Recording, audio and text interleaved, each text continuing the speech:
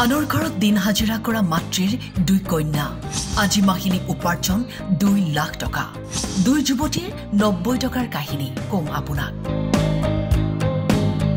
মাত্ৰ 90 টকাৰে কেনেকৈ আৰম্ভ কৰিছিল ব্যৱসায়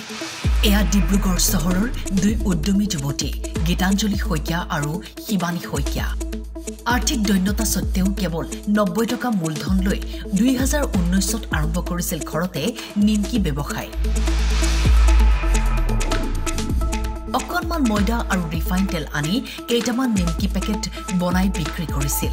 সেই যাত্ৰা আজি কি পৰ্যায় পালেগৈ জানেনে প্ৰথমতে ভবা নাছিলো প্ৰথমতে অকল ভাবিছিলো যে নিমকি কে পেকেট বনাও ডিব্ৰুগড় ঘৰখন চলক আৰু ডিব্ৰুগড় 10খন মান দোকান পালেই আমি আৰু ঘৰখন চলি যাম আৰু এনেকৈ টুক টাক কেনেকৈ ভাবিছিলো কিন্তু লাহে লাহে যি দেখিছো ৰাইজৰ মানে নিমকিটোৰ প্ৰতি যিটো হাবিয়াস মানে আৰু যি দোকানীয়ে যিমান বিচাৰিব ধৰিলে ডিমাণ্ড আহিব ধৰিলে যে নিমকি 20 পেকেট 50 পেকেট 100 পেকেট তেনেকৈ আহিব ধৰিলে তেতিয়া আমি চিন্তা কৰিলো সঁচাকৈ কিবা এটা হয়তো ভাল হৈছে আৰু আমি কোৱালিটিত আৰু গুৰুত্ব দিব লাগে হেহে আমি কোৱালিটিত গুৰুত্ব দিলো আৰু কোৱালিটিত গুৰুত্ব দিলো আৰু প্ৰসেছটো আমি সম্পূৰ্ণ বেলেগ কৰিছো হলনি কৰিছো আৰু ধ্যান দিছো যাতে মানে ৰাইজে এবাৰ খোৱাৰ পিছত আকৌ চিনাকিকে বিচাৰে আৰু হেতুই আমি মেইন আমাৰ প্ৰধান লক্ষ্য হেয়াই ৰাইজে যিজন মানুহে এবাৰ চিনাকি নিমকি খাইছে তেখেতে যাতে অন্য নিমকি খাবলৈ মানে মন নকৰে চিনাকিকে বিচাৰে গীতাঞ্জলি শিৱানীৰ এই যাত্ৰাই বহু লোকক প্ৰেৰণা দিছে কেনেকৈ শূন্যৰ পৰা ব্যৱসায় আৰম্ভ কৰিব পাৰি কেনেকৈ সময়ৰ সদ্ব্যৱহাৰ কৰি জীৱনত উপাৰ্জনৰ পথ বাছি ল'ব পাৰি এতিয়া মানে এনেকুৱাকৈ বনিছে বস্তুটো আমাৰ নিমকিটো আমাৰ বয়সস্থ বুঢ়া বুঢ়ী আইতা ককা সকলো খাই ভাল পাইছে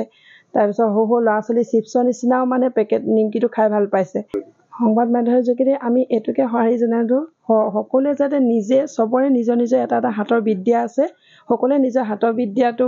নিজে ইউজ কৰিব লাগে এনেই শুই বহি থাকিতো একো লাভ নাই কাৰণ আজিকালি পইচা নহ'লেও একো নহয় সকলোৱে কৰিব লাগে কিবা নহয় কাৰো ওপৰত মানে কোনো ডিপেণ্ড হৈ থাকিব নালাগে আজিৰ দিনত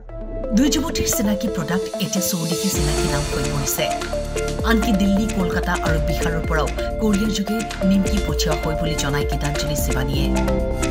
গীতাঞ্জলি আৰু শিৱানীয়ে নিজৰ পৰিয়ালৰ লগতে অঞ্চলটোৰ বহু যুৱক যুৱতীক কৰ্মসংস্থাপন দিবলৈও সক্ষম হৈছে সৰুতে গীতাঞ্জলিৰ মাতৃয়ে আনৰ ঘৰত দিন হাজিৰা কৰি বহু কষ্টৰে পৰিয়াল পোহপাল দিছিল বৰ্তমান দুই কন্যাৰ এই সফলতাত আনন্দিত মাতৃ ডিব্ৰুগড়ৰ পৰা ধন্তি শইকীয়াৰ ৰিপৰ্ট